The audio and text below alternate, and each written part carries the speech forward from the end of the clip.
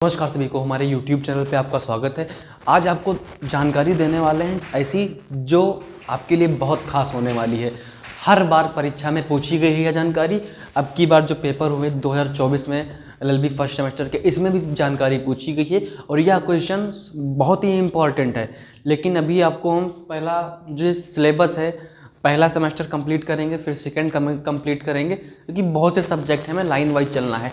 अगर आप ये थ्योरी समझ गए तो आपको अपने क्लाइंट की आत्मरक्षा करने के लिए ज़्यादा कुछ प्रयास नहीं करना पड़ेगा। अगर यह थ्योरी नहीं पता है, आप एक पेशे से वकील हैं, है ना, तब आप अपने क्लाइंट का डिफेंस नहीं कर सकते। तो यह जो बात लिखी है, यह बात क्या है, अभी इस तरह से करते हैं।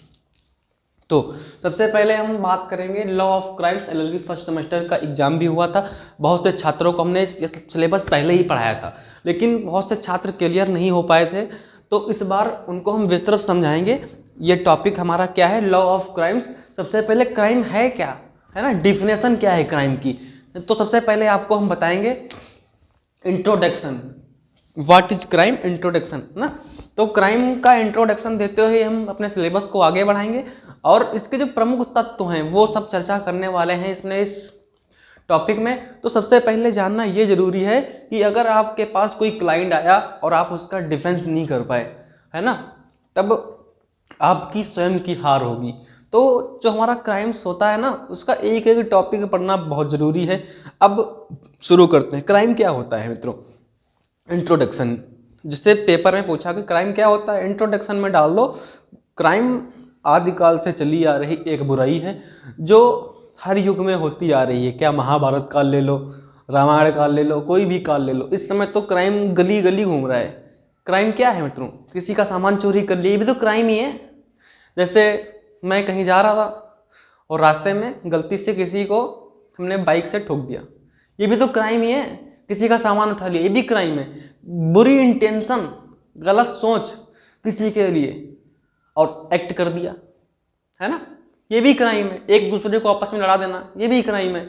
तो सीधी सीधी बात है कि जब एक सोसाइटी में कोई बंदा किसी से घृणा करता है और उसके लिए षड्यंत्र रचता है, तो ये भी एक क्राइम है। तो अभी हम इंट्रोडक्शन तो हमारा यही लिखना है, वहाँ पे ज़्यादा कुछ नहीं है। लेकिन हाँ, स्कोप और नेचर पूछता है तब उसमें अलग अलग हो जाएगा। लेकिन अभी हम ये जो हमारे अपराध के मुख्य या आवश्यक तत्व हैं उनके बारे में चर्चा करने वाले हैं। जैसे महत्वपूर्ण टॉपिक है और हर बार पूछा जाता है, क्योंकि जो व्यक्ति वकील बनेगा तो ये चार चीज़ें उसे बहुत ज़रूरी हैं पता होना कि ये सब क्या होता है।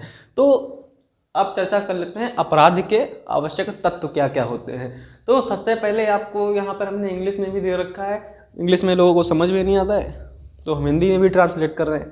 तो यहाँ पर बोला गया है जो एलिमेंट्स हैं क्राइम्स के, क्या है, इनिशियल एलिमेंट्स। तो उसमें क्या कहा गया है, जो अपराध के मुख्य या आवश्यक तत्व हैं वो चार प्रकार के माने गए हैं। कहाँ पे, law of crimes Indian panel code में। इंडियन पैनल कोड CRPC अलग है और CPC अलग है। तो यहाँ Indian panel code first semester का ही पेपर होता है लॉ ऑफ क्राइम्स का। जब आप सेकेंड सेमेस्टर का एग्जाम देने जाएंगे तब CRPC से प्रश्न पूछे जाएंगे। उसमें क्या होता है कि इंडियन पैनल कोड बताता है कि अपराध की सजा क्या होगी, किस अपराध की सजा क्या होगी, और CRPC बताता है कि जो अपराध आपने किया है उसमें कितनी सजा है, उसकी प्रक्रिया क्या है, ये सब वो बताता है। तो यहाँ पर चर्चा करते हैं ह्यूमन बीइंग।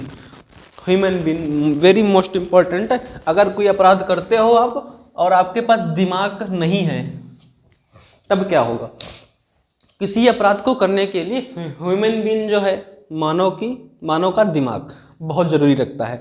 जैसे मैंने कोई अपराध कर दिया, मैं इंसान हूँ, हमारे अंदर सोचने समझने की शक्ति है, तो मैं अपराध कर देता हूँ तो लाइबल होता हूँ, ठीक है।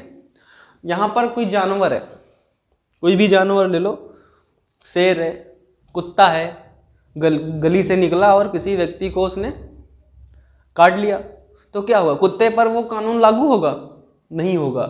इसीलिए कहा गया अपराध के लिए ह्यूमन बीइंग सबसे आवश्यक चीज है ना। ह्यूमन बीइंग नहीं है तो आप अपराध नहीं माने जाएंगे। जैसे हमारे इंडियन पैनल कोड में एक बात और कही गई है, क्या कही गई है कि जो 6 साल से नीचे के बच्चे हैं क्या है, 6 साल से नीचे के बच्चे, 1 2 3 4 5 साल के जो बच्चे हैं वो कोई अपराध कर देते हैं। जैसे मैंने किसी बच्चे को बोला कि बच्चा ये लो चाय चाचा को दे दो, अब बच्चे ने गलती से कोई दवा रखी थी वो डाल दी और चाचा को पिला दी, तो बच्चा क्या अपराधी हो जाएगा? नहीं, क्योंकि बच्चे के अंदर सोचने समझने की क्षमता नहीं है। ह्यूमन बीइंग तो है लेकिन सोचने समझने की क्षमता नहीं है। यही बोला गया इंडियन पेनल कोड में कि अपराध के लिए जो लाइबल होगा वो अब मेजर होना चाहिए, 6 साल से ऊपर हो, सोचने समझने की शक्ति हो, और ह्यूमन बीइंग तो होना ही चाहिए। जानवर पे या अप्लीकेबल नहीं होता, लेकिन जानवर के मालिक पे अप्लीकेबल हो जाएगा। फिर मेंजरिया क्या है मित्रों? इसका मतलब है बुरी सोच। अब सोसाइटी है, सोसाइटी में एक रामलाल चाचा रहते हैं, है ना। उन्होंने एक लड़की को देखा, उन्होंने बुरी सोच, उनकी सोच जो है बुरी हो गई। उन्होंने सोचा कि ये लड़की अच्छी है ना।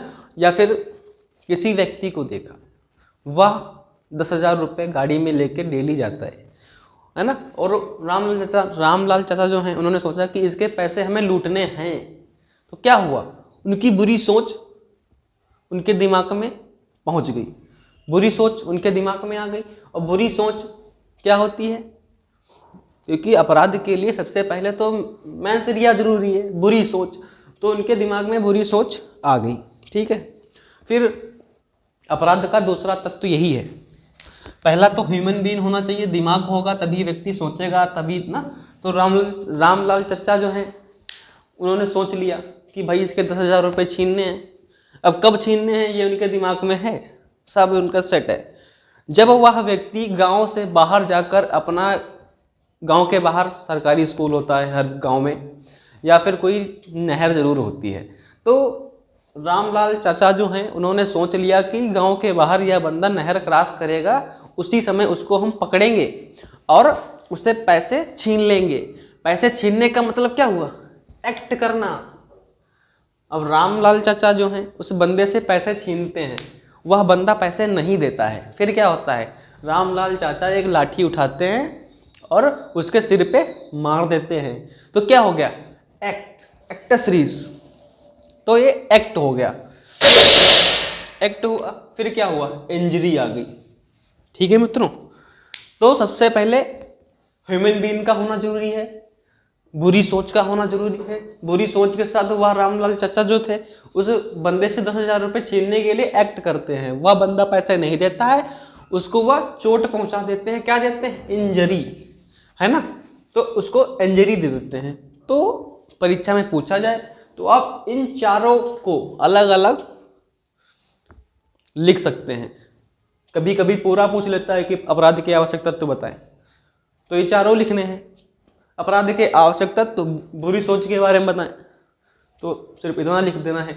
अब ये 4 तत्व हो गए। इसमें एक चीज और है, अब हर अपराध के लिए, जैसे आप कोई अपराध कर रहे हो तो हर अपराध के लिए बुरी सोच की जरूरत नहीं होती है ना, जिसे हम बोलते हैं स्ट्रिक्ट लाइबिलिटी। स्ट्रिक्ट लाइबिलिटी क्या होता है?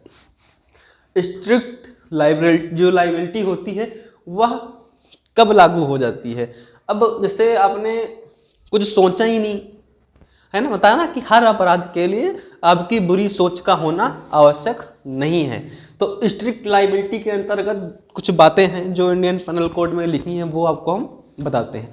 जैसे आपने किडनैपिंग कर ली, किडनैपिंग की, तो क्या हो गया? स्ट्रिक्ट लाइबिलिटी के अंतर्गत आप आ जाएंगे। क्योंकि किडनैपिंग कैसे करी आपने, देखो। जैसे एक लड़का है, कौन है?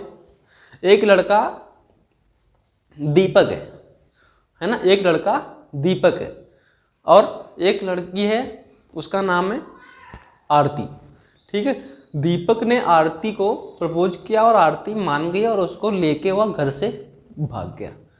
उसके पिताजी गए थाने में FIR कर दी कि हमारी लड़की को दीपक नाम के एक शख्स ने किडनैप कर लिया है, जबकि उनकी इंटेंशन गलत नहीं थी। दीपक ने आरती को प्रपोज किया, उसके बाद वह उसके साथ शादी करने के लिए राजी है, घर बसाने के लिए राजी है, लेकिन उसके पिताजी को नहीं पता, ठीक है। तो पिताजी किडनैपिंग का आरोप लगा के उसे FIR कर देते हैं। तो दीपक और आरती अभी चलो बालिग भी नहीं है, बालिग नहीं है, तो Hindu marriage act section number 8 के अंतर्गत उनका रजिस्ट्रीकरण हो नहीं सकता। तो दीपक क्या होगा, किडनैपिंग केस के लिए लाइबल हो जाएगा, है ना। इसे बोलते हैं, यहाँ पे सोच, बुरी सोच की जरूरत नहीं है, वो तो प्यार करते थे आपस में ना, तो उनकी बुरी सोच की जरूरत ही नहीं है यहाँ पे। तो यही होता है स्ट्रिक्ट लाइबिलिटी। तो किडनैपिंग का केस मतलब किसी को ले जाना, तो इसमें बुरी सोच की जरूरत नहीं है, तो अच्छी सोच थी, घर बसाना चाहते थे। तो यहाँ पर स्ट्रिक्ट लाइबिलिटी के अंदर कुछ केस आते हैं, और किडनैपिंग का केस है स्ट्रिक्ट लाइबिलिटी, इसमें मैनेजरिया मतलब बुरी सोच की जरूरत नहीं होती। फिर क्योंकि इसमें तो एक्ट कर दिया, बुरी सोच थी ही नहीं, एक्ट कर दिया, तब भी लाइबल है बंदा। फिर ऑक्सीन मटेरियल, जैसे एक महाराष्ट्र में केस हुआ था, एक लड़का था, उसने कुछ किताबें बेची और उसमें उसने पढ़ के नहीं देखा कि इस किताब में लिखा क्या है, और उसमें कुछ ऑक्सीन मटेरियल्स थे, गलत चीज़ें, गंदी चीज़ें थी। तो उसकी सोच तो सही थी कि वो किताब बेचेगा और पैसे लेगा, बाकी उसका कोई उस किताब से लेना देना था नहीं, है ना। तो तब भी हुआ स्ट्रिक्ट लाइबिलिटी के अंतर्गत अपराध की सजा उसे भुगतनी पड़ी, लाइबल हो गया। क्यों? क्योंकि कुछ अपराध ऐसे होते हैं जिसे हम स्ट्रिक्ट लाइबिलिटी कहते हैं, और उसमें बुरी सोच की ज़रूरत नहीं होती। इसको डिफाइन कर सकते हो आप, पेपर में डिफाइन कर सकते हो, मैनेजरिया, है ना, पूछ लिया व्हाट इज मैनेजरिया, तो स्ट्रिक्ट लाइबिलिटी और मैनेजरिया दोनों लिख दोगे आप, ठीक है। फिर बात कर लेते हैं एक्टेसरिया। एक्टेसरिया तो बड़ी इंपॉर्टेंट चीज़ है ना। फिर इंजरी में कुछ चीज़ें आती हैं, क्या आती हैं, इंजरी में कुछ चीज़ें आती हैं। जैसे एक बंदा है, कौन, गौरव, वो चाहता है कि राधे श्याम को उड़ा दे। गौरव गया बाजार में, राधे श्याम वहाँ खड़ा था, निकाला बंदूक, ठाए से मारी, और वो जो गौरव ने गोली मारी, तो दूसरा लड़का था जिसको गोली मारी थी वो पीछे हट गया और गोली साइड में चली गई। फिर क्या हुआ, इंजरी तो आई नहीं बंदे को, इंजरी नहीं हुई, फिर भी जो गौरव था अपराध के लिए लाइबल हो गया। उसकी बुरी सोच थी, ह्यूमन बीइंग था, एक्ट कर दिया, गोली चला दी उसने, फिर इंजरी नहीं हुई। तो क्या हुआ, attempt to murder, Indian penal code IPC 307, उसके तहत वह लाइबल हो गया। तो आपको मित्रों ये जो चैप्टर है ये समझ में आया हो, चैनल को लाइक सब्सक्राइब कर ले। मिलते हैं नेक्स्ट टॉपिक में। नेक्स्ट टॉपिक हमारा क्या रहेगा, स्टेजेस ऑफ क्राइम, क्राइम की कौन कौन सी स्टेजें हैं, है ना, क्राइम कैसे कमिट होता है, वो सब आपको हम अगले चैप्टर में बताएंगे। फिलहाल के लिए बस इतना ही, धन्यवाद।